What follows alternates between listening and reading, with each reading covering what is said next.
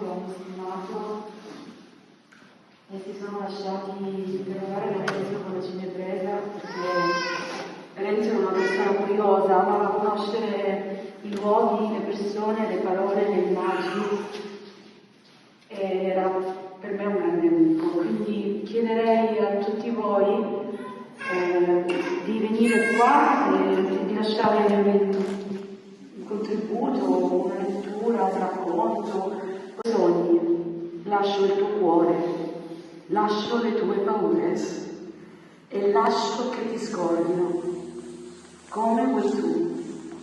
Lascio i tuoi occhi, lascio il tuo profumo, lascio i tuoi temporali e lascio la tua mente come vuoi tu. Ma guardami se puoi, in fondo, oltre gli occhi, dentro le pupille, attraversali, usa il tuo dolore, fai presto. Troverai pazzie fuori uso, giorni scaduti, troverai un'anima, un'altra.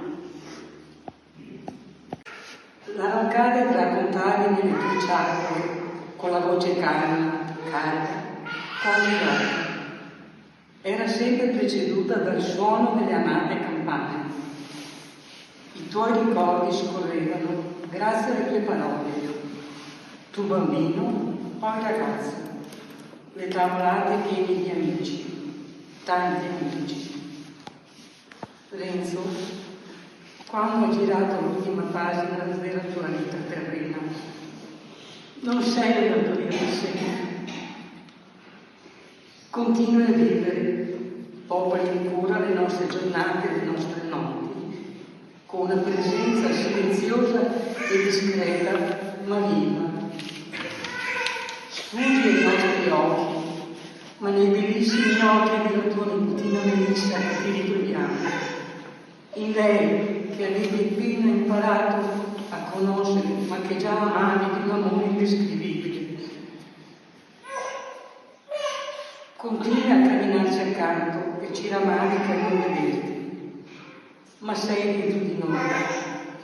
Ascolti e sai suggerire. Non piangiamo la tua assenza fisica, ma sappiamo anche che non ti sei mai allontanato. Hai solo guardato prima di noi il grande fiume, trovando quella pace tanto bramata, tanto rincorsa.